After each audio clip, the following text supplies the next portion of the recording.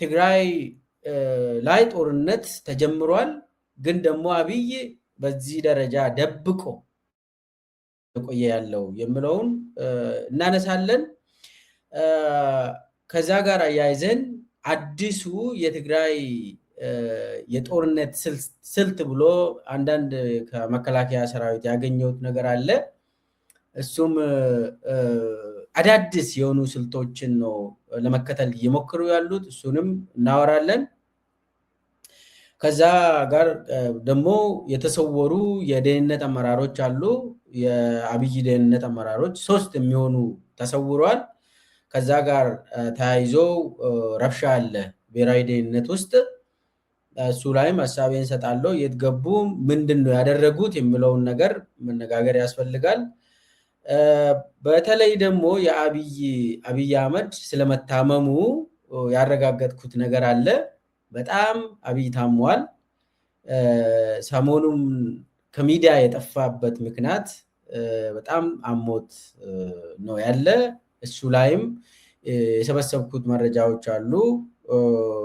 አብይ ለመደበቅ የሚሞክረው ህመሙን ብቻ ሳይሆን የጦርነቱን ጉዳይ አንድ ላይ አድርገን እንነጋገራለን። እስከ መጨረሻ ድረስ ተከታተሉኝ እያልኩኝ ቻናሉን ሰብስክራይብ ያላደረጋችሁ ሰብስክራይብ አድርጉ። ላይክ፣ ሼር፣ ኮሜንት ማድረግ እንዳትረሱ። ቀጥታ ወደ መጀመሪያ ሐሳቤ ልሂድ። እንግዲህ ሰሞኑን በተለይ ቅዳሜ ዕለት ከባድ የሆነ ጦርነት ተጀምሮ ነበር።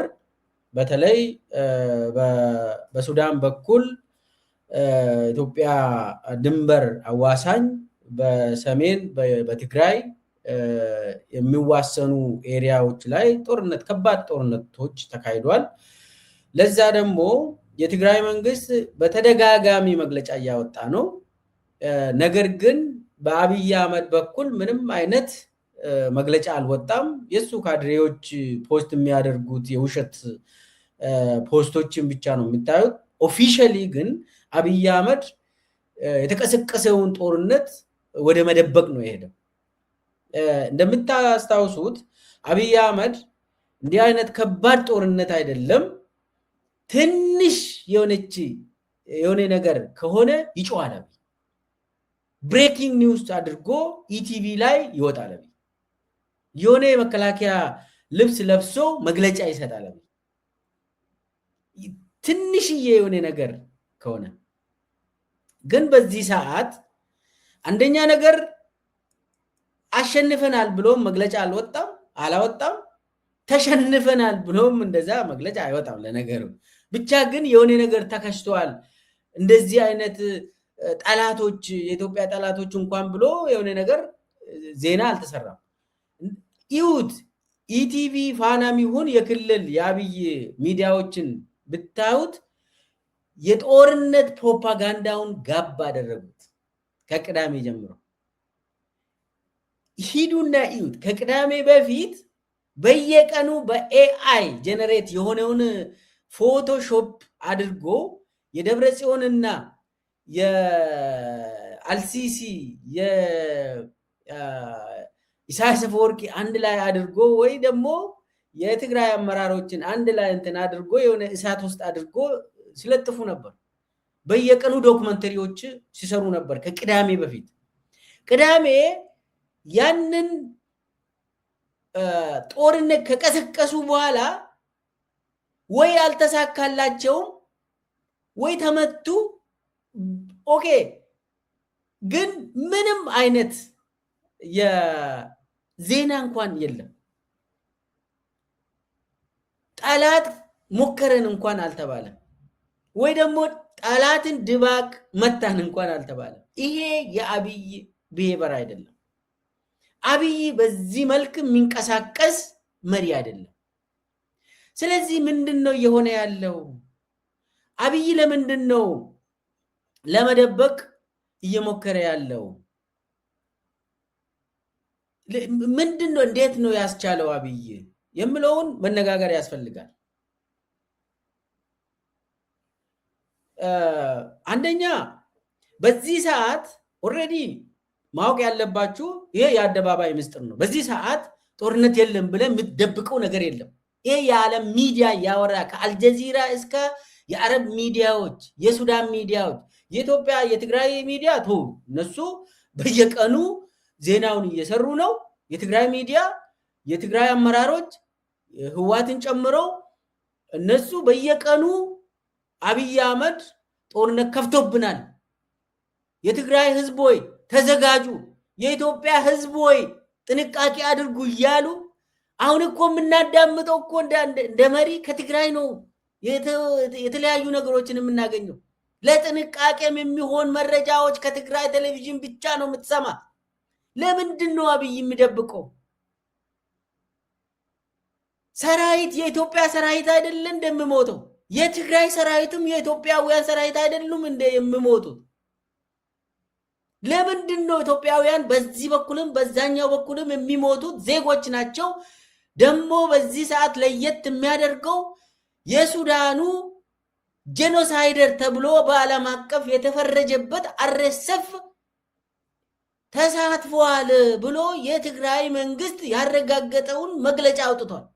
ይሄንን ደግሞ አብይ አህመድ በግልጽ ውሸት ነው ማለት አለበት፣ ካልተሳተፉ ማለት ነው አርኤስኤፎች። እኛም እናውቀው ቤንሻንጉል ጉሙዝ ውስጥ ስልጠና እየወሰዱ ያሉት እንዳውም ከቤንሻንጉል ጉሙዝ እኮ የተጠጉ ወደ ኢትዮጵያ ወደ መሀል ሀገር እየመጡ አሁን ወለጋ ውስጥ ነው የስልጠና ማዕከል የተከፈተላቸው የአርኤስኤፍ። በየቀኑ ከበርበራ ወደ ምዕራብ ኢትዮጵያ እኮ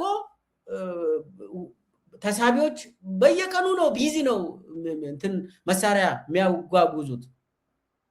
እና አሁን የትግራይ መንግስት አርኤስኤፍ ተሳትፎ የትግራይ ኃይልን ለመምታት ሞክሯል ብሏል። ይሄንን ደግሞ ግዴታ ያለበት የአብይ አህመድ ወይ ውሸት ነው ማለት አለበት። ምንም መናገር ካልፈለገ ስለዚህ የውጭ ሀገር ኃይል ኢትዮጵያ ውስጥ ገብቶ አሁንም ኢትዮጵያውያንን እየገደለ ነው ማለት ነው። ከዚህ በፊት እንደምታስታውሱት የኤርትራ ሰራዊት አልገባም፣ አልተሳተፈም፣ ምንም ነገር አልገቡም እየተባለ የኤርትራ ሰራዊት የትግራይ ህዝብ ላይ ያደረሰው ሁላችንም የምናውቀው ነገር ነው። አብይ ግን ያንን ሲደብቅ ነበር እስከ መጨረሻ ድረስ። የአብይ መንግስት ምንም አይነት ሰራዊት የኤርትራ ሰራዊት ትግራይ አልገባም እያሉ ነጭ ውሸት ሲዋሹን ነበር፣ ኢትዮጵያውያንን ሲዋሹ ነበር። በኋላ ላይ የኤርትራ መንግስትን ማመስገን ጀመረ አብይ አህመድ። የኤርትራ ሰራዊትን ማመስገን ጀመረ በአደባባይ በፓርላማ ሁሉ ጠርቶ። አሁን ደግሞ ከትናንት ወዲያ በአማራ ቴሌቪዥን ላይ ወጥቶ ስተተሰራው እኮ የኤርትራ ሰራዊትን አምጥቼ ታሪክ ጠባሳ ነው የፈጠርኩት ምናምን አለ። አሁን ደግሞ ከሱዳን አምጥተው የትግራይ ህዝብን ለመጨፍጨፍ መሞከሩን ከትግራይ ህዝብ ሰማን። ስለዚህ አሁንም ደጋግመን የምንናገረው የትግራይ አመራሮች መግለጫ ያወጡት ውሸት ነው ብሎ አብይ አህመድ መግለጫ ካላወጣ የትግራይ መግለጫ ትክክል ነው ማለት ነው። አብይ አህመድ ዲፌንድ ካላደረገ የሆነ ውሸት እንኳን ይሁን ወጥቶ ውሸት ነው እኔ የላኩት ኢትዮጵያውያን ብቻ ነው ብሎ ካልተናገረ ስለዚህ ከትግራይ የምንሰማውን የግድ መውሰድ አለብን ማለት ነው። ባላንስ ካልተደረገ አትሊስት እንደ ሚዲያ ያው የአብይ ውሸታም እንደሆነ እናውቃለን። ነገር ግን ከሷ አንደበት ደግሞ መስማት የግድ ይላል። ምንድን ነው ያለው? አርኤስኤፎች የሱዳን ውስጥ አማጺ ቡድን በዓለም አቀፍ የዘር ፍጅት ምናምን ብሎ የተከሰሰው ተሳትፏል ከሆነ የትግራይ አመራሮች ብሏል ተሳትፏል።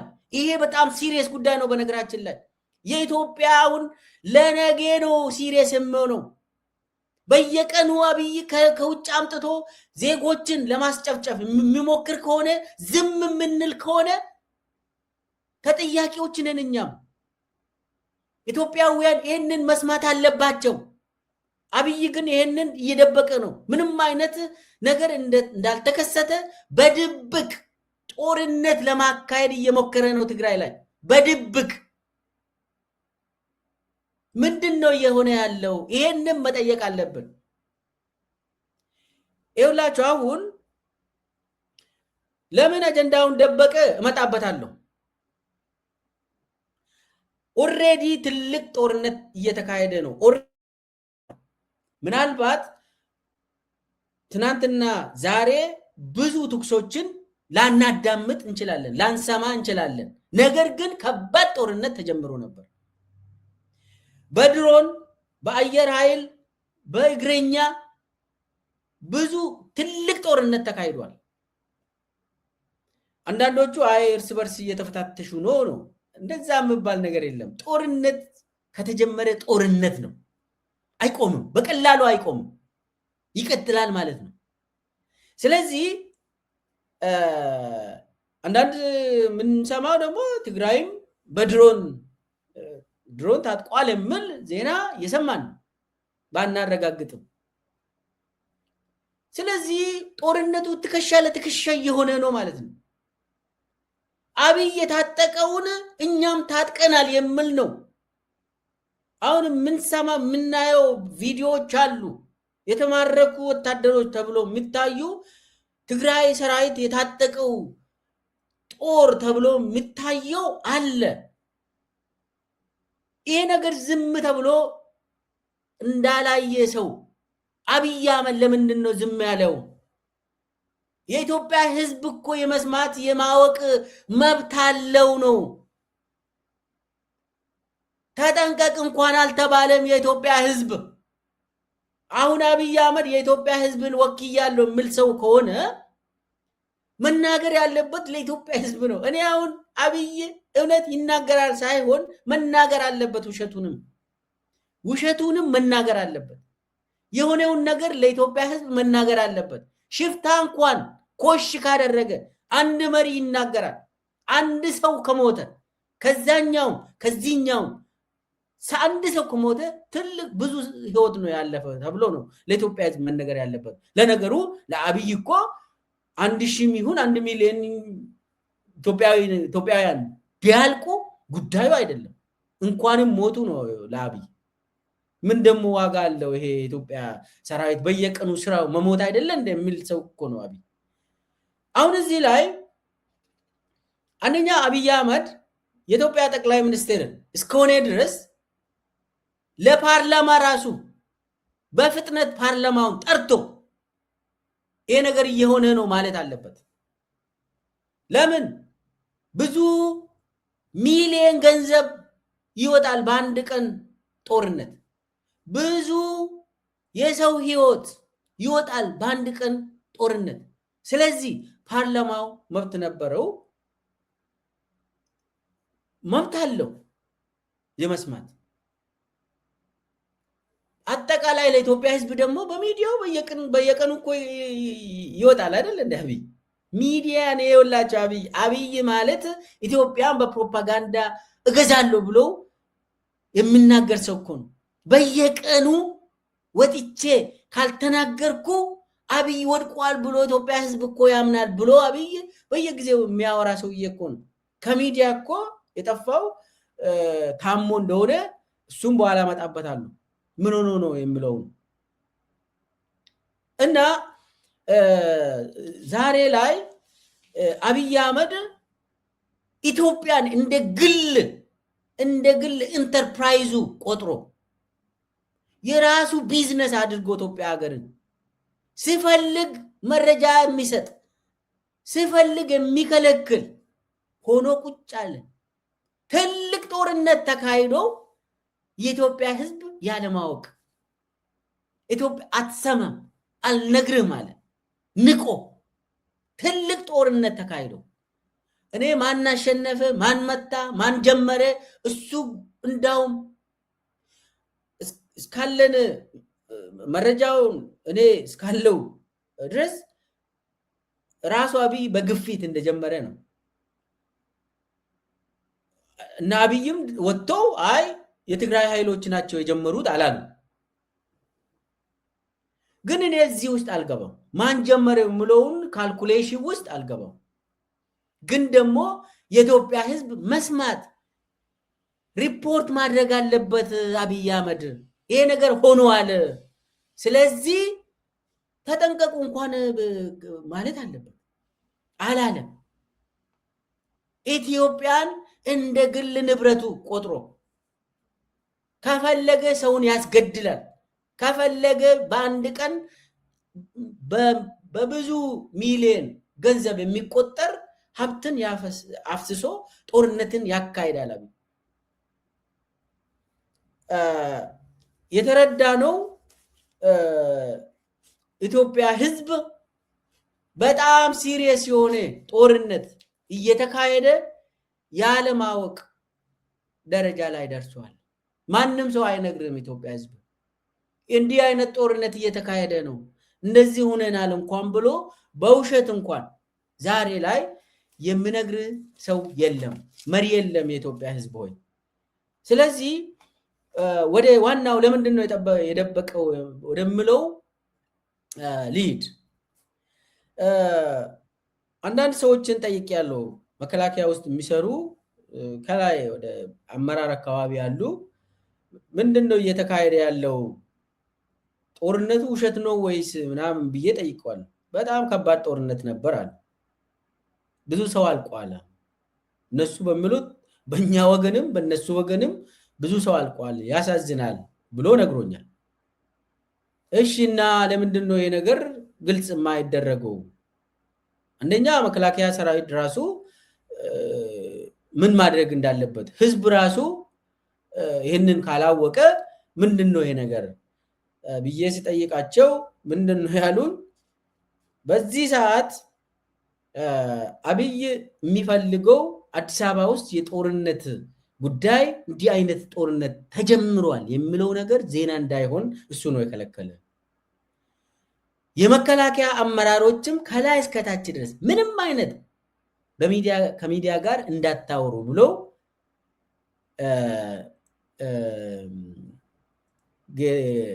እንትናን ብርሃኑ ጁላን ሌሎቹንም አመራሮች በአማራ ክልል ላይ እያካሄዱ ያሉትንም ጭምር ያንን ጦርነት የመሩም ጭምር አቅጣጫ ተሰጥቷል። ምንም አይነት ከሚዲያ ጋር እንደዚህ አድርገናል ዚሮ አድርገናል ብላችሁ መግለጫ እንዳታወጡ። የመከላከያ ሚዲያ እንኳን እንዲህ አይነት ቲዲኤፍን ማርኳቸዋል ከሆነም እንዳታሳዩ፣ ምንም አይነት ዜና እንዳይሆን ተብለን ነው እና በእኛ በኩል ምንም አይነት ዜና እንዳይሆን ተብሏል። ምናልባት ታችኛ እርከን ላይ ያሉ ፌስቡክ ላይ የሚጽፉ አንዳንድ ዝም ብሎ ይሄ ብሎ ገንዘብ የሚበሉ ከሆነ ፌክ የሆኑ ፎቶዎችን ስጡና ድባቅ ተመቱ ተማረኩ ምናምን ብሎ እነሱ ይስሩ ምናምን። ከዛ ውጭ ግን ኦፊሻሊ ማንም ሰው ብለው ብርሃኑ ጁላን አበባው ታደሰን አስጠንቅቆ እንደሆነ ሰምቻለሁ። እንዳውም ሚዲያ ላይ እንዳትታዩ ተብለዋል። እነሱም ሚዲያ ላይ እንዳይታዩ። ለምንድን ነው እንደዛ የከለከለው ብዬ ስጠይቃቸው ያሉት በዚህ ሰዓት እንዲህ አይነት ነገር አዲስ አበባ ውስጥ ከተሰማ በቃ የኛ መንግስት ይፈርሳል፣ ያቀድነው ምክክርም ይበተናል። መስፍን አርአያ ራሱ አሁን ደንግጧል። ይሄ ሀገራዊ ምክክር የሚባለው እንደዚህ አይነት ከባድ ጦርነት እየተካሄደ አዲስ አበባ ላይ ሰው የሚሰበስብበት ምክንያት ምንም የለም። ስለዚህ ባለን ችሎታችን እስከ መጨረሻ ይዳፈን ይሄ ነገር ፑሽ አርጎም ገፍቶ ህዋቶች ገፍቶ የሚመጡ ከሆነም እንችላለን እስከ መጨረሻው ዝም ማለት ነው። እቺን ምክክር ጉባኤን እንጨርስ ለምንድነው እንደዛ ከሆነ በዓለም አቀፍ ታይቶ ማይታወቅ? አንደኛ ይሄንን ከገለጽ ነው ኦፊሻሊ ጦርነት ተጀምሯል ከተባለ እንጎዳለን። በአንደኛ ይሄ ምክክሩን ፖስትፖን አድርጉ፣ ለጊዜ ለሌላ ቦታ ሌላ ጊዜ ይሸጋገር የሚል ጫና ከተሳታፊዎችም ከህዝብም ከዓለም አቀፍ ማህበረሰብም ጫና ሊበዛብን ይችላል። ጦርነት ውስጥ ሆናችሁ እንዴት ነው ይሄንን አዲስ ህገ መንግስት ጠቅላይ ሚኒስቴር የተባለውን ፕሬዚዳንት የምታደርጉት? ይህ በጣም ውሸት ነው የሚሆነው። ስለዚህ ደብቁ ነው የተባለው። እንደምንም ሆናችሁ ቺን ብሔራዊ ምክክር የምትባለው አገራዊ ምክክር የተባለችውን እንጨርስ ግደለም ብሎ መከላከያዎችን አፋቸውን እንዲዘጉ አደረገ።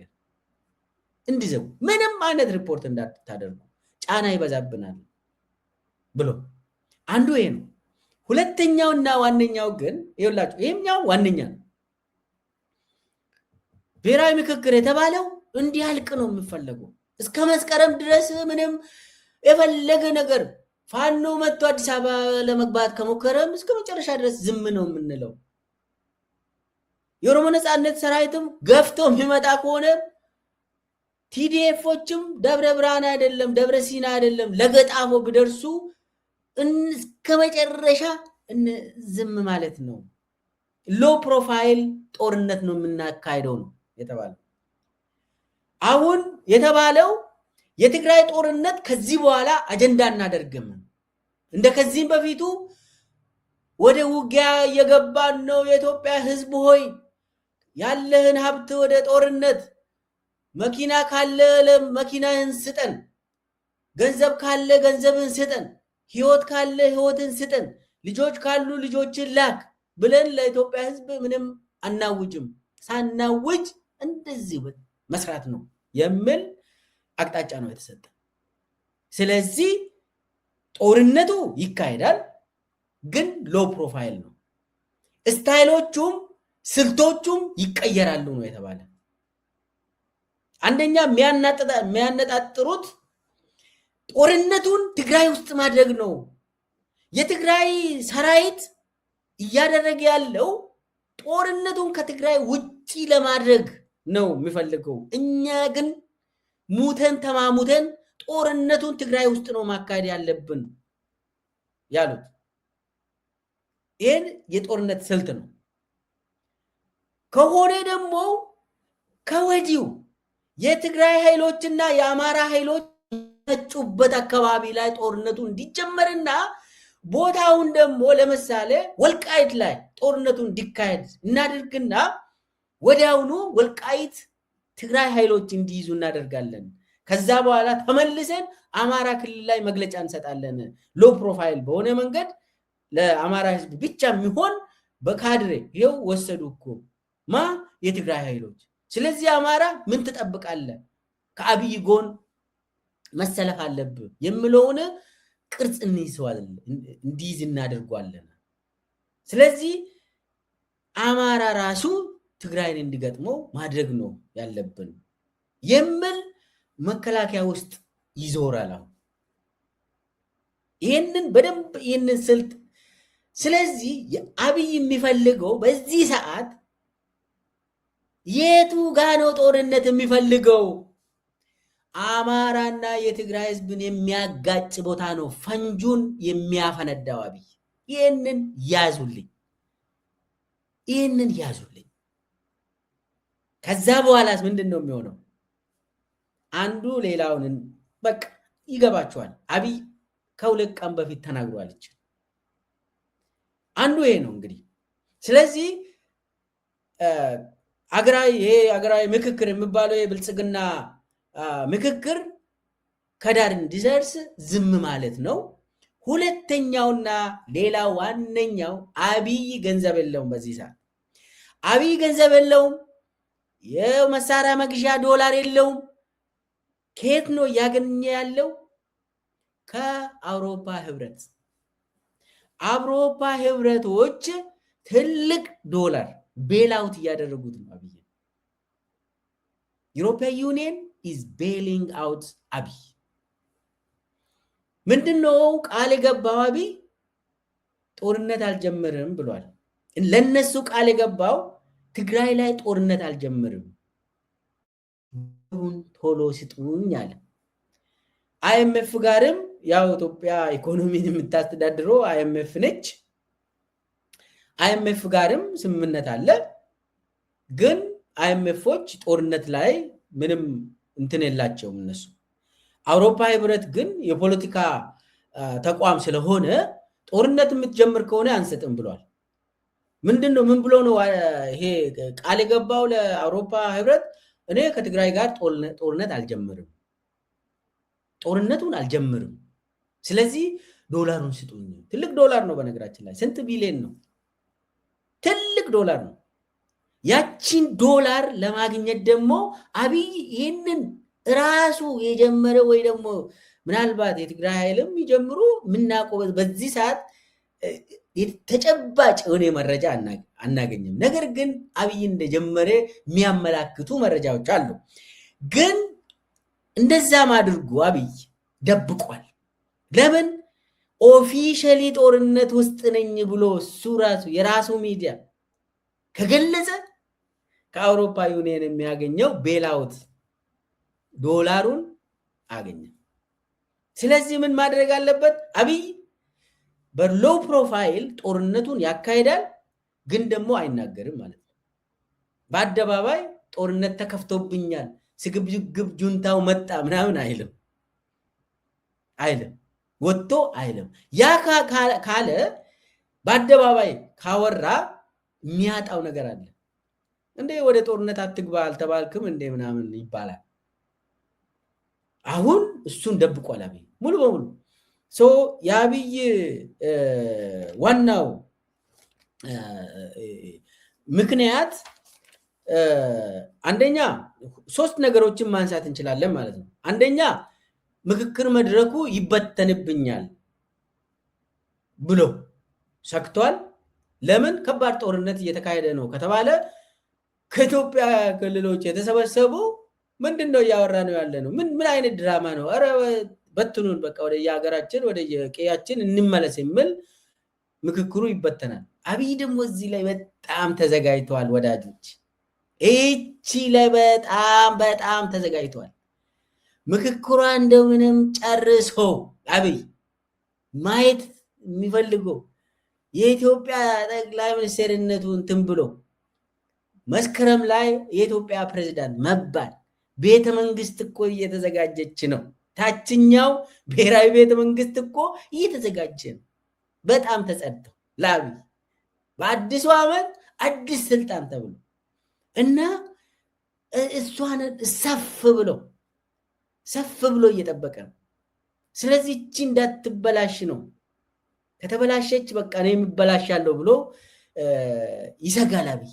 ስለዚህ እቺ ብሔራዊ ባለው እንደምንም ማለቅ አለበት ብሎ አብይ ይችላል። እንግዲህ ሚዲያ አብይ ከሚዲያ መራቅ የማይችል ግለሰብ በየቀኑ ሽንት ቤት የሚያስመርቅና እዛ ላይ የሆነ ነገር የሚናገር ሰውዬ፣ ትግራይን በተመለከተ ደግሞ የሆነ ነገር ኮሽ ካለ ጠላቶች ብሎ በየቀኑ የሚናገረው ሰውዬ እንደዚህ አይነት ከባድ ጦርነት ሲጀምር ዝም አይልም ነበር። ተነስ የኢትዮጵያ ሕዝብ እየመጡብን ነው ይል ነበር። ዛሬ ላይ አላለም። ለምንድን ነው? እቺ ምክክር ምናምን የምትባለው ውሸት ዳር እንድትደርስ ይፈልጋል አብይ። አንድ በሉልኝ።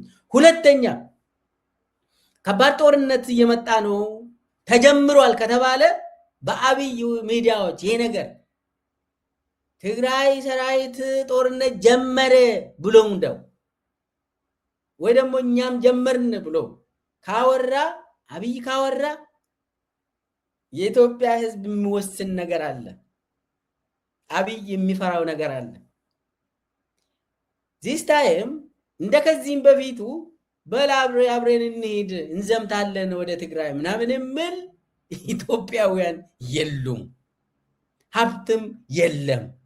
ስለዚህ የኢትዮጵያ ሕዝብ ዳግማዊ ትግራይ ጦርነት ተጀመረ ከተባለ አሁንማ እንደው መቼ ነው እዚህ የምትደርሱት ትግራዮች ነው የሚባለው። ኢትዮጵያ ህዝብ አብይን ሰልችቶ ሞትን ሰልችቶታል። ሞት አብይን የአብይ ግድያዎች፣ አፈናዎች ህዝብን ሰልችቶታል።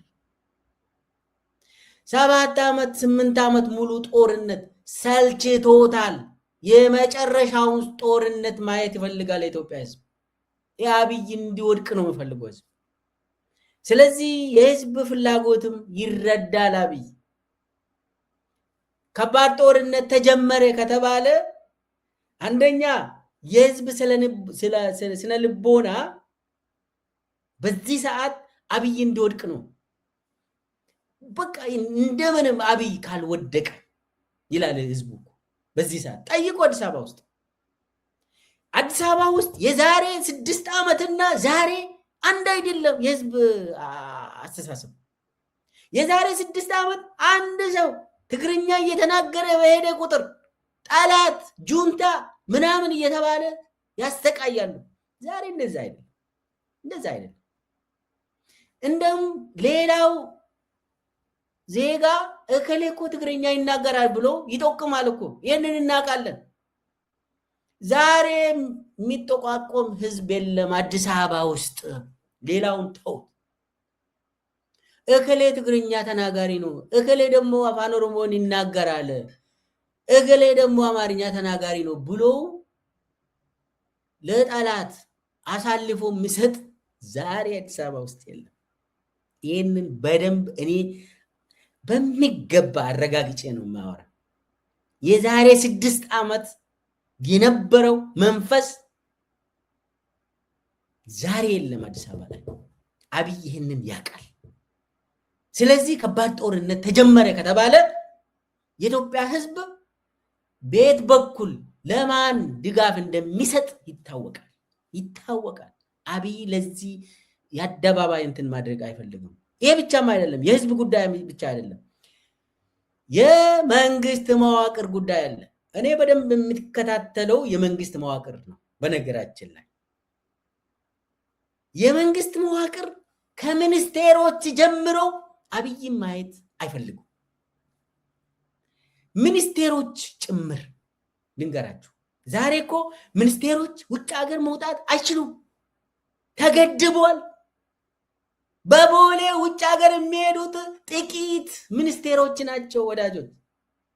እስር ቤት ውስጥ ነው ያለ የመንግስት የተወሰኑ የሚታመኑ ጀዝባ ሚኒስቴሮች ብቻ ናቸው ውጭ ሀገር ወጥቶ የሚመለሱት። ዛሬ ላይ እነኚህ ውጭ ሀገር አትሄዱም የተባሉ ሚኒስቴሮች፣ ካድሬዎች አብይን ይደግፋሉ ብላችሁ ታስባላችሁ? የለም። እኔ በጣም ቀርቤ ማነጋግራቸው ሚኒስቴሮች አሉ። የኦሮሚያ ካድሬ ብዙ አሉ። ዛሬ ላይ ከዚህም በፊት አብቿችን የሚሉ ይህ ሰውዬ ሆኔ ህዋትን እኮ እናውቀዋለን እኮ ይላሉ። አረ ምን ይገናኛሉ? ይድልን እንደምንም የሆነ ሴጣን መጥቶ ቢመታልን ይላሉ። ካድሬዎች ናቸው ይሄንን የሚሉት። የመንግስት መዋቅር እንዳለ አብይን አይፈልግም። የመንግስት መዋቅር እንዳለ። ስለዚህ አብይ አሁን ጦርነት ተጀመረ ከተባለ የተሰላቸ የመንግስት መዋቅር በቃን አሁንስ አንገሸገሸ የሰውዬ በቃ ይላሉ። ስለዚህ አብይ ጦርነቱን ዜና እንዳይሆን አጀንዳ እንዳይሆን ተጀመረ የሚለው አጀንዳ እንዳይሆን ሆን ብሎ እየደበቀ ነው። ምንም አይነት አውቆ እሱ ምንድነው የሚያወራውን አትክልትን ተክላለን ምናምን ይላል። በየጊዜው ስንት ቢሊዮን ተከልን ምናምን ይላል። የት እንደደረሰ ራሱ 8 ዓመት ሙሉ ተክለናል። እኔ ራሴ 1-2 ዓመት ተክያለሁ። የት እንደገባ አናውቅም። ኤኒዌይስ ምንድነው አብይ አጀንዳውን አልፈለገም። ለምን? አሁኑ ትጥቅ የሚያስፈታ ነው።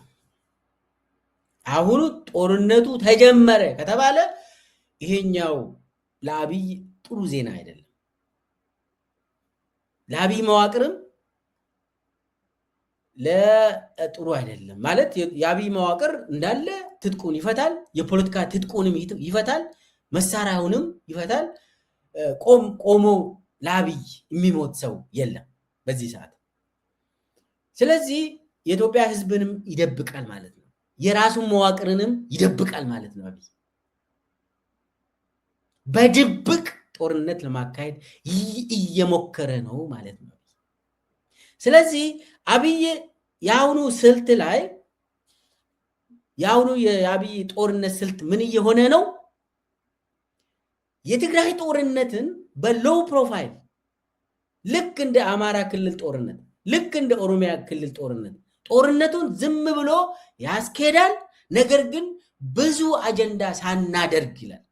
ድሮን እንጠቀማለን፣ አየር ኃይል እንጠቀማለን፣ እግረኞችን እንጠቀማለን ሳንጎዳ ብሎ ያወራል። ነገር ግን ብዙ ከፍ አድርገን አናውራም።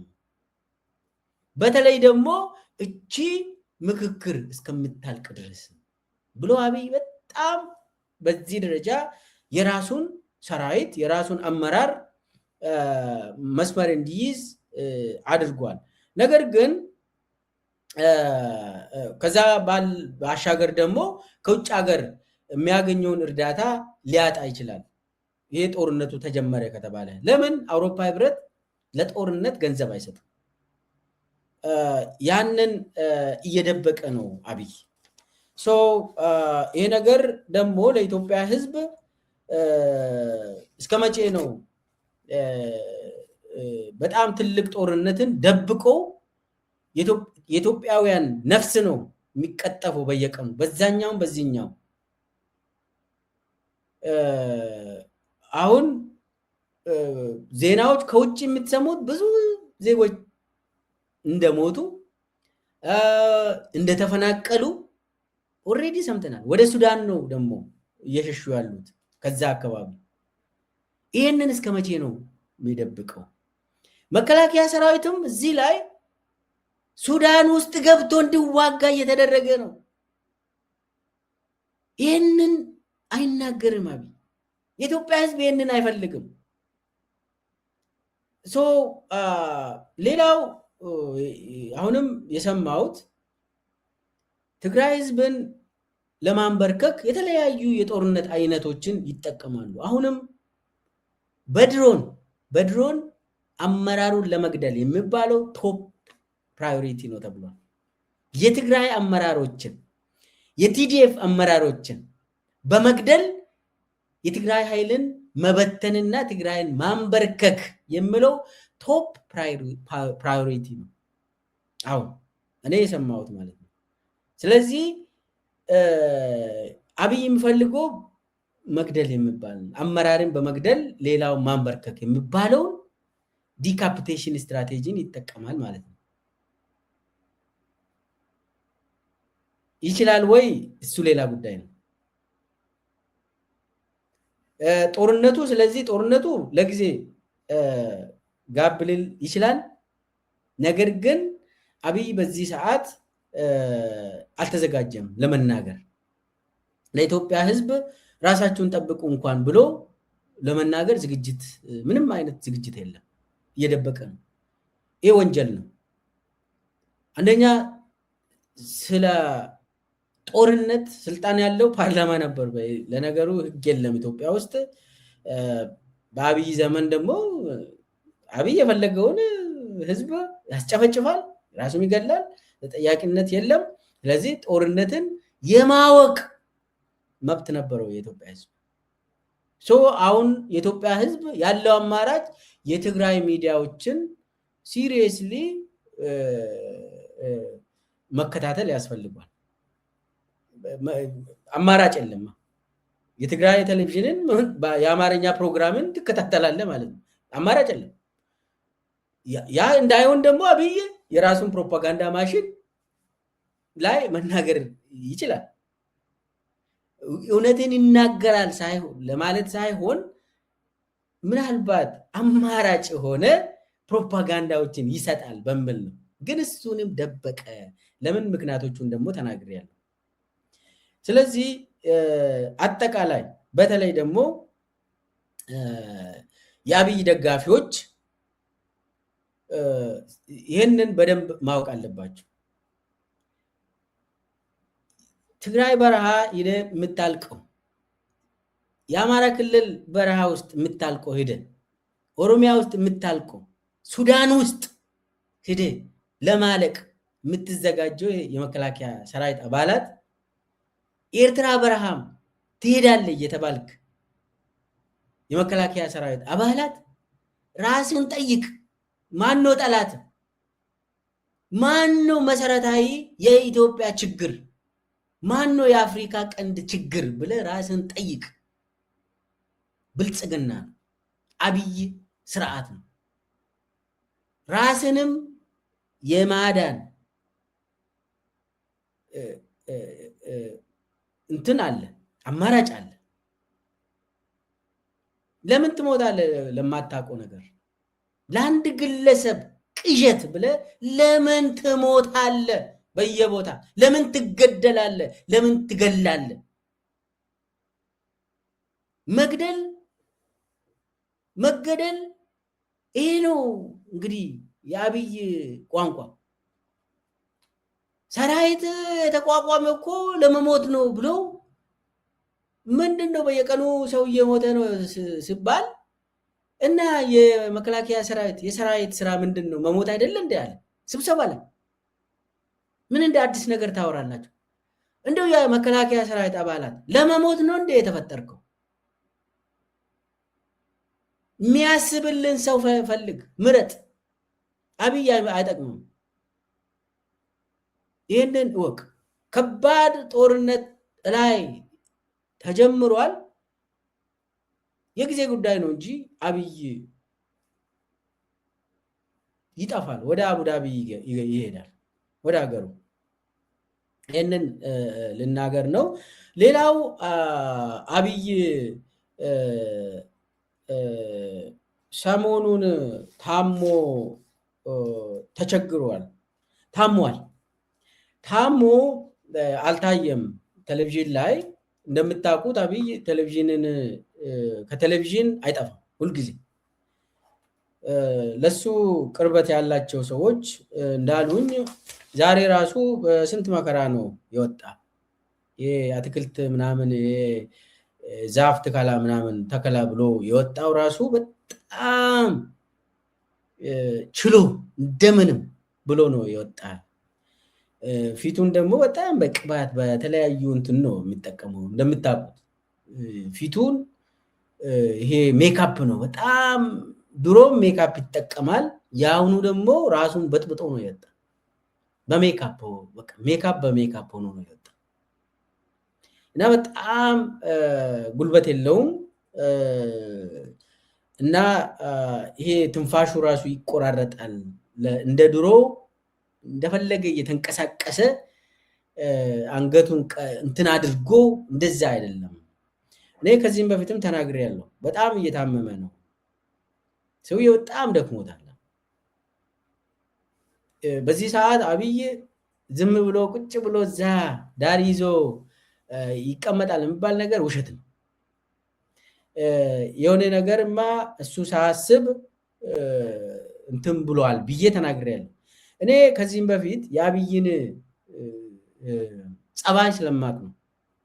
ለአንድ ሳምንት እንኳን የሚጠፋ ከሆነ ከሚዲያ ምንድን ነው የሚያደርገው?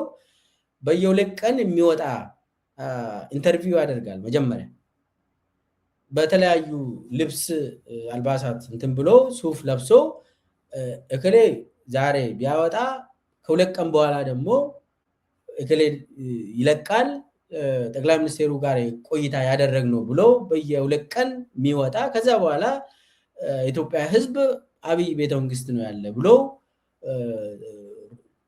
ይገዛል ብሎ ይሄንን እኔ የማውቀው ነገር ነው። ስንት ጊዜ ነው እንደዚህ ያደረገው?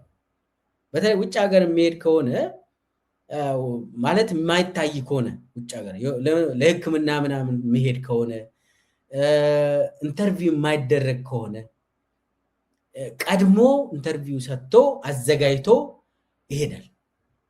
በዚህኛው እንትን ያቺ የአማራ ክልል ሚዲያ ኢንተርቪው ያደረገውን አይ ቲንክ ከ10 ቀን በፊት ነው እኔ እንደሰማሁት ያቺ ኢንተርቪው ያደረገው። ከዛ በኋላ ምንም ኢንተርቪውም አላደረገም። ሆስፒታላይዝድ የሆነ ነው፣ ሕክምና ላይ ነው። በጣም በሽተኛ እንደሆነ ከዚህም በፊት ደጋግሜ ነግሬያቸዋለሁ።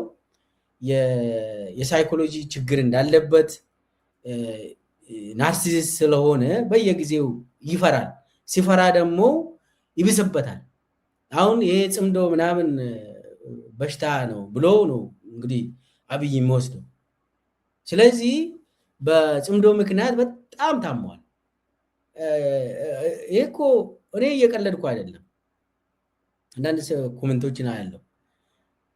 አብይ ብዙ ጊዜ ልገሉኝ ነው፣ ቤተመንግስት ውስጥ አይቻለው፣ በህልም ሁሉ የማይታየውን ነገር ይታየዋል። አብይ ስለሚፈራ ቤተመንግስት ውስጥ የራሱን ሪፐብሊካን ጋርድ ይዞ ሌሊት ሁሉ የሚንቀሳቀስ ሰው ነው። አይቻለው ገብቷል ምናምን ብሎ የለም አለቃችን ምናምን ብሎ ያረጋጉታል። ቤተመንግስቱን አጥሩን ራሱ 3 ነው ያደረገው አብይ። በመለስ ጊዜ በኃይለማርያም ደሳለኝ ጊዜ አንድ አጥር የነበረውን 3 አደረገ። ምንድነው የሁሉ 3 አጥር ቤተመንግስት? ከዛ ደግሞ ምንድነው ጥበቃውን ምንድነው ያደረገው? የሱ ቢሮ የሚጠብቁ ሰራዊት አሉ፣ ሪፐብሊካን ጋርድ አሉ። ከሱ ቢሮ ደግሞ ወጣ ብላችሁ ሌላ እርከን አለ። ከዛ ደግሞ ህንፃውን የሚጠብቁ አሉ። ከዛ ደግሞ ግቢውን በውስጥ በኩል የሚጠብቁ አሉ። ከዛ ግቢውን በውጭ በኩል ወደ 6 እርከን ጥበቃ አለ፣ መዋቅር አለ። አብይ አሁን ምሽግ ውስጥ ነው የሚተኛ። እሱ የሚቀመጠው ምሽግ ነው። የራሱን ቢሮ በአሻራው ነው የሚገባ፣ በግሉ አሻራ። የትኛው ዓለም ላይ ነው አንድ መሪ የራሱን ቢሮ በራሱ አሻራ ብቻ ከፍቶ የሚገባ? ኢትዮጵያ ብቻ ነው። እንግዲህ አሜሪካ ውስጥ ዋይት ሃውስ የፕሬዝዳንቱ አሻራ ብቻ ነው የሚከፍተው። የለም እንደዛ፣ የፕሬዝዳንቱ አሻራ አይደለም። ዋይት ሃውስ በሌላ እንትን ነው የሚከፈተው። አብይ ግን ምንድን ነው ያደረገው? ቢሮውን በአሻራው ብቻ ነው ያደረገው፣ በፍራቻ ፈርቶ። ከዛች ያቺ ቤተመንግስት 5-6 እርከን ያለው ጥበቃ ነው ያደረገው። ስለዚህ አብይ እኮ ቢሮ ሲገባ ምሽግ ውስጥ ነው። አዲስ አበባ ውስጥ ደግሞ የአብይ ጥበቃ ተብሎ በየንትኑ አለ። ይሄ የአዲስ አበባ ዙሪያ ብቻ አይደለም እኮ፣ ከእንጦጦ ለገጣፎ ምናምን ላይ የተደቀነ እንትኑ አይደለም ጥበቃው። በየ100 ነው በየምናምን ሜትር ታገኛላችሁ ይሄ ሪፐብሊካን ጋርደን። ከዛ ደግሞ አዲስ አበባ ዙሪያ ለገጣፎ፣ ሱሉልታ፣ ቡራዩ፣ ሰበታ ምናምን ላይም አለ እስከ ቃሊቲ ምናምን። ከዛ ደግሞ 100 ኪሎ ሜትር ላይ ደግሞ ጊንጪ ላይ፣ ደገም ላይ፣ ቅንቢቢት ላይ የተባለ ከአዳማ ሳይደርስ እዛ ላይም ስቴሽን ተፈጥሮ ራሱን ይጠብቃል። ፍራቸው በጣም ከባድ ስለሆነ ነው።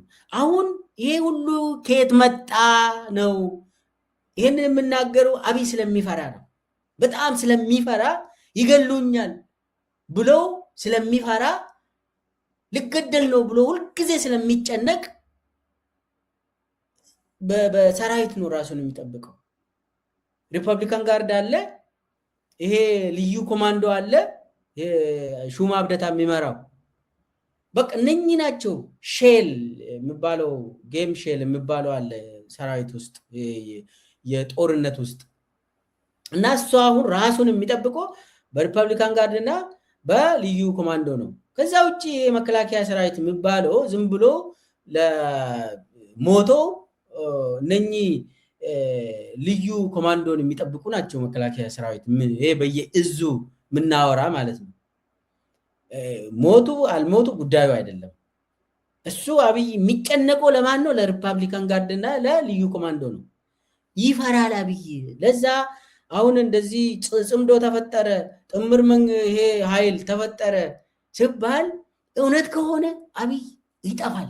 ልንገራቸው አይደለም፣ ይጠፋል። አብይ በጣም ይፈራል። ለዚህ ነው የትግራይና የአማራ ኃይል እንዳይገናኙ እናርግ ምለው አብይ። የኦሮሞና የአማራ ኃይል በፍጹም ሰላም እንዳይባባሉ አብይ ለምን? ለስልጣኑ አደጋ ነው። ይፈራል። በተፈጥሮ የፍራቻ እስከዛሬ ድረስ እኮ አብይ አህመድ የኢትዮጵያ መሪ አልሆነም። ገና ለመሆን ነው እየተዋጋ ያለው አብይ። ገና ደግሞ የኢትዮጵያ ጠቅላይ ሚኒስትር ሆኖ አልሆንኩም ብሎ ስላመነ ሳይሆን ይወገዳል። ያሳዝናል። ሳይሆን ይወገዳል ማለት ነው። ገና ለመሆን ነው። አሁን የጭንቅላት ጉዳይ ችግር ስላለበት ነው። በየመድረክ ላይ ያስመስላል። ስለዚህ ታሞ፣ ይሄ ደግሞ የጭንቅላት በሽታ ነው፣ ሌላ በሽታ አይደለም። ስለሚፈራ ታሟል፣ በጣም ታሟል እና ሕክምና እያገኘ ነው። ይህንን በጣም በሚገባ አረጋግጬ ነው ማወራል።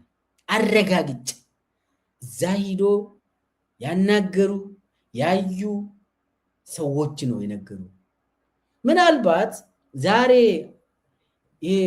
ዛፍ ተከላ ላይ ወጥቶ ሲናገር አይታችኋል። ይዩት፣ በሚገባ ይዩት።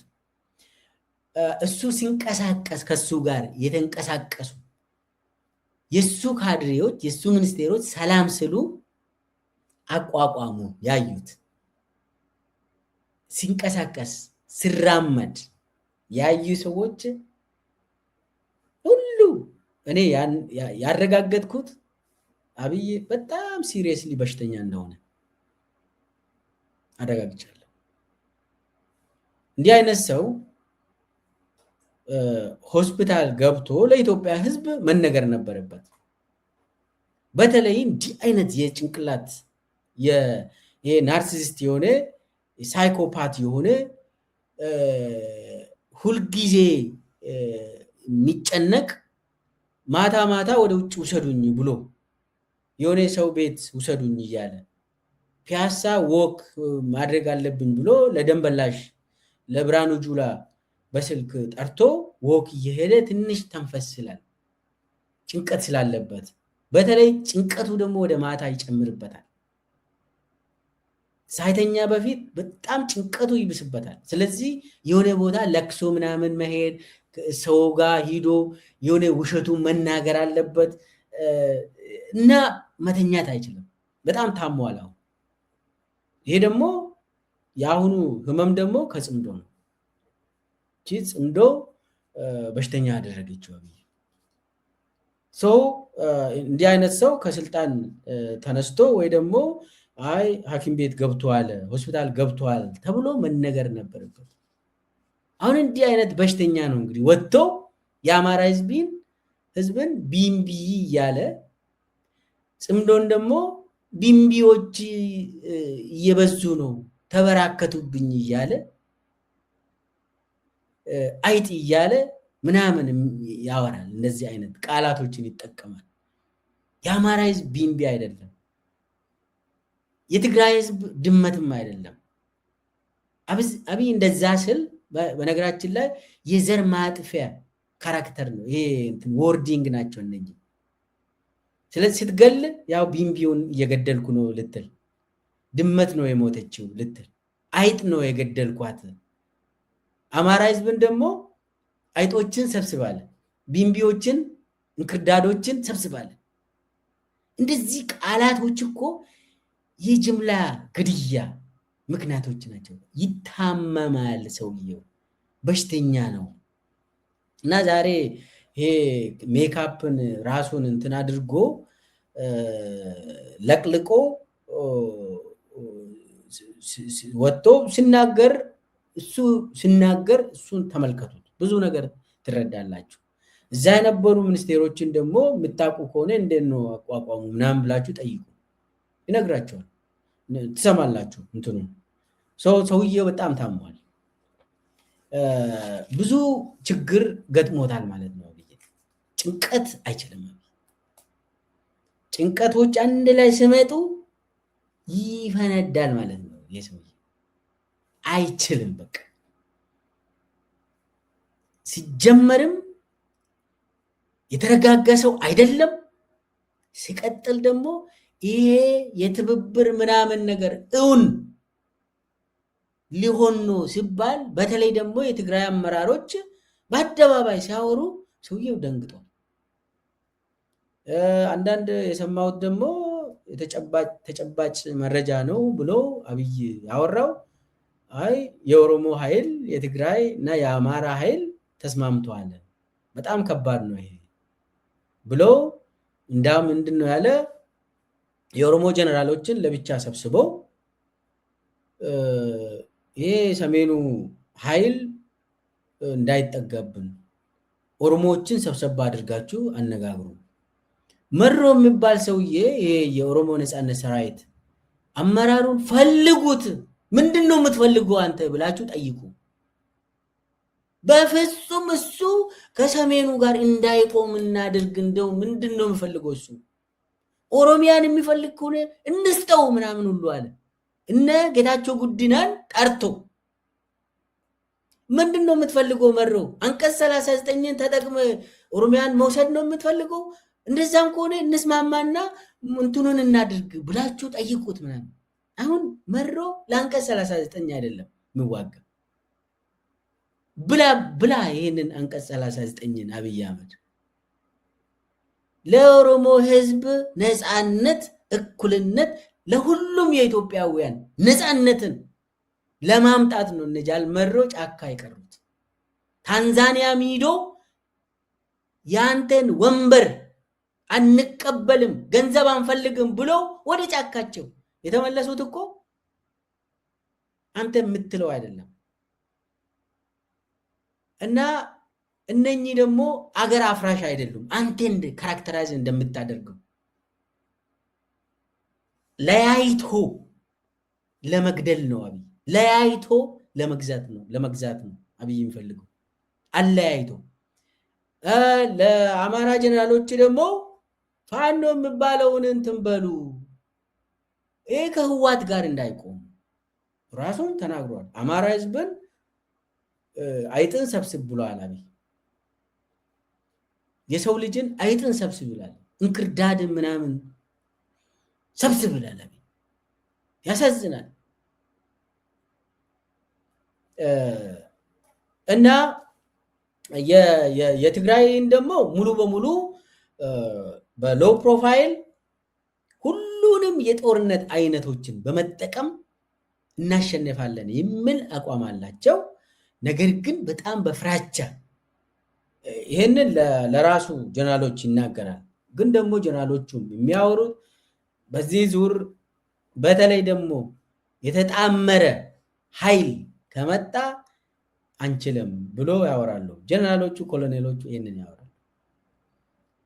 ስለዚህ ለምን መሰላችሁ? አሁን ከላይ ያሉ እኮ ጀነራሎች ሀብታም ሆነዋል፣ ገንዘብ አላቸው።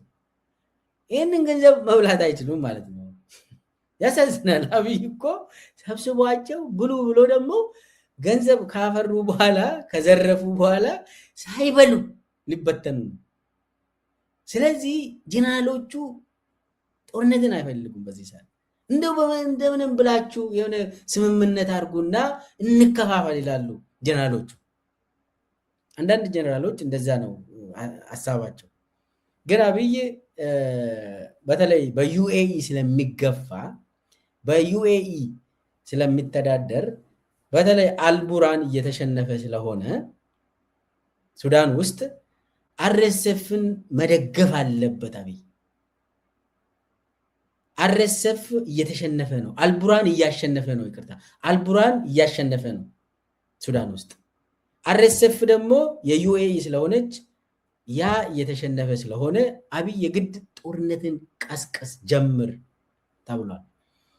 በእጅ አዙር ደግሞ እኔ ስለ ኤርትራ ላነሳው ከባዱ ፍራቻ የኤርትራ ነው። ዞሮ ዞሮ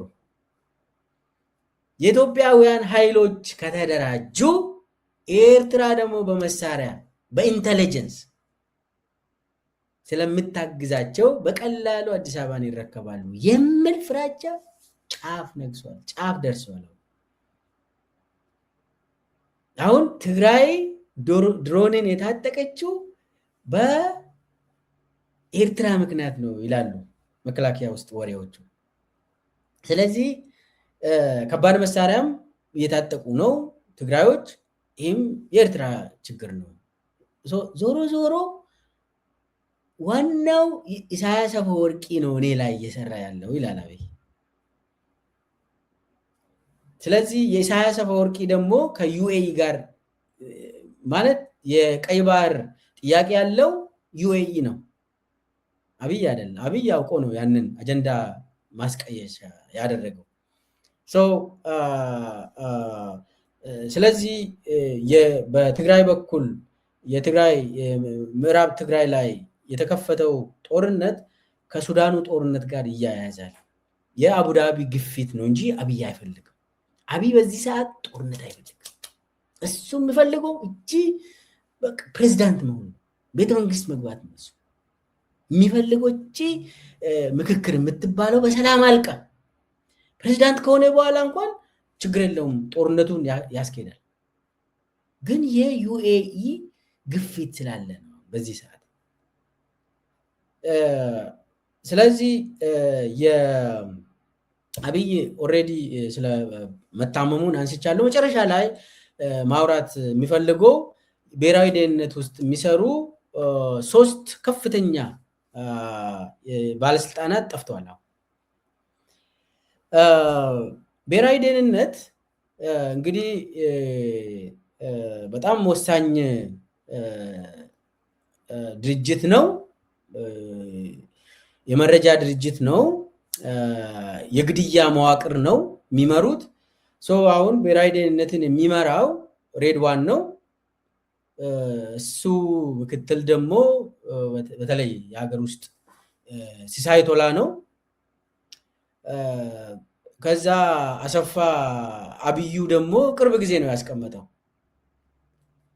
እነኚህ ናቸው እንግዲህ የብሔራዊ ደህንነት አመራሮች የሚባሉት። ያው ሲሳይ ቶላ በጣም ወሳኝ ሰው ነው። አጠቃላይ ግን 3ቱም የኢህአዴግ ካድሬ ነበሩ። 3ቱም የቲፒኤልኤፍ መዋቅር የበታችነት የሚሰማቸው ያንን የነበሩ ሰዎች ናቸው እነኚህ። አሁን እነኚህ 3ቱም ጌታቸው ረዳን ሲያገኙ የቀድሞ አለቃችን ብሎ ያወሩታል፣ ይቀላለዳሉ። ነው የምሰማው እንትን የቀድሞ አለቃችን ዛሬ ከኛ በታች የሆንኮ ሰውዬ ብሎ ይቀልዱበታል ጌታቸው ረዳን ሲያገኙ። እና እነኚህ ሰዎች አቅም የላቸው፣ በነገራችን ላይ ምንም አቅም የላቸው፣ ምራጮች ናቸው። የተናቁ ዝም ብሎ የሆነ ከተጣሉ ቦታ አዋራውን እንትን ጠራርጎ እንደገና ለመጠቀም እየሞከረ ነው አብይ። ግን ዋጋ የላቸው፣ ችሎታም የላቸውም፣ ስልጠና የላቸውም፣ የኢንተለጀንስ ስልጠና የላቸውም፣ ትምህርት የላቸውም፣ ሙያ የላቸውም፣ ምንም አይነት ልምድ የላቸውም። ዝም ብሎ ካድሬን አምጥተው ብሔራዊ ደህንነት ላይ አስቀመጠ። ምንም የሚሰሩለት የለም። ስለዚህ አብይ አህመድ በመረጃም ዜሮ ነው። ለዛ ነው 3 ከፍተኛ የብሔራዊ ደህንነት ሰራተኞች ስማቸውን ሁሉ አጣርቻለሁ። ሽመልስ የሚባል ይሄንን ሽመልስ እኔም አውቀዋለሁ። ሽመልስ የሚባል ሞገስ የሚባል አስቻለው የሚባል ሶስቱ 7 ቢሊየን የኢትዮጵያ ብርን ወስደው የሆነ ቦታ ካስቀመጡ በኋላ ነው የጠፉት። እነኚህ ሶስቱ ከፍተኛ የብሔራዊ ደህንነት ባለስልጣናት በጣም ቁልፍ ቦታ ነው የነበሩት። በነገራችን ላይ ቁልፍ ቦታ 7 ቢሊየን ብር ዘርፎ ነው የጠፉት። በነገራችን ላይ የት ነው የገቡት? ኦሬዲ ሰምቻለሁ፣ ግን ምናልባት ለሚዲያ ማይሆን ሊሆን ይችላል። ኦሬዲ ውጭ ሀገር ናቸው። አሁን ምናልባት አብይ ላይ ጥሩ ስራ የሚሰሩ ከሆነ ቦታቸውን መግለጽ ላስፈልግ ይችላል። ግን ኦሬዲ ወጥቷል ከኢትዮጵያ። ግን ይህንን 7 ቢሊየን ምንድን ነው የሚያደርጉት? ለትግል ነው የሚያውሉት? ይሄ በጣም አደገኛ እንትን ነው። የኢትዮጵያ መንግስት ይሄንን ምንም አላለም፣ ትንፍሽ አላለም። ስልጣናቸው ደግሞ ከፍተኛ ነው። እነሱ አሁን ብሔራዊ ደህንነትንና ኢንሳን የሚያስተሳስሩ ቴሌኮሙኒኬሽንን የሚያስተሳስሩ ሰዎች ናቸው። በተለይ ይሄ ኢንሳ ቴሌ ብሔራዊ ደህንነት ትስስር ላይ የነበሩ ሰዎች ማለት ጠለፋ፣ ድሮን ጭምር የመንግስት የራሱ የአብይ መዋቅር በየቦታ ያሉ በነሱ በኩል ነው አብይን የሚያገኙት። ስለዚህ እነኚህ ሰዎች ብዙ ነገር ነው የሚያበላሹት ማለት ነው። ኔትወርኮችን ያበላሻሉ ማለት ነው። አብይ በቀላሉ ታችኛው እርከን ላይ የነበሩ ተበጣጥሰው ያገኛል። አብይ ይሄ ብሔራዊ ደህንነት ሰንሰለት ከባድ ነው። አገርን አብይ የሚመራው እኮ አንደኛ በፕሮፓጋንዳ ነው፣ ሌላው በመከላከያ ነው፣ ሌላው በዚህኛው ነው። በዚህኛው ህቡ አደረጃጀት ነው። እነኚህ ሶስቱ ሰዎች መጥፋታቸው የኢትዮጵያ ገንዘብ ነው ይዞ የወጡት። ለኢትዮጵያውያን መመለስ አለባቸው። ይሄ እነኚህ ገንዘቦች ግን ካልሆነም በሆነ ለኢትዮጵያ ህዝብ መሆን አለበት። ግን እነኚህ ሰዎች እርምጃቸው ምንድን ነው የሚሆነው ቀጥለው የሚለውን የምናየው ነገር ይሆናል። ነገር ግን ይሄ ለአብይ በጣም this is a bad news፣ መጥፎ ዜና ነው ለአብይ። እነኚህ ዝም ብሎ ከልካሻ የሆኑ የብሔራዊ ደህንነት አመራሮችም ዋጋ እንደሌላቸው፣ ዝም ብሎ ተራ ካድሬ እንደሆኑ ተረጋገጠ። ስለዚህ ከዚህ በኋላ ምንድነው ብሔራዊ ደህንነት ራሱ እየፈረሰ ይሄዳል ማለት ነው። ብሔራዊ ደህንነት እየፈረሰ ይሄዳል፣ ዋጋ የለውም ማለት ነው። በተለይ ደግሞ ይሄ የኔትወርክ ጠለፋ ቡድን የሚጠፉ ከሆነ እነሱን ካልያዘ አብይ ለወደፊትም አስጊ ሁኔታ ውስጥ ነው የሚገባ። በአጠቃላይ አብይ በዚህ ሰዓት አደጋ ውስጥ እየገባ ነው። አንደኛ እየታመመ ነው፣ ሁለተኛ ደግሞ ጦርነቱን እየደበቀ ነው፣ ሶስተኛው መዋቅሩ እየተሸነፈ ነው፣ እየፈረሰ ነው። ስለዚህ የአብይ ሁኔታ በጣም አስጊ ነው። የኢትዮጵያ ሕዝብ ደግሞ መብቱን የማስከበር አለበት ብዬ አምናለሁ። በመተባበር በአንድነት ከሁሉም ጊዜ በላይ አሁን መተባበር የግድ ይላል።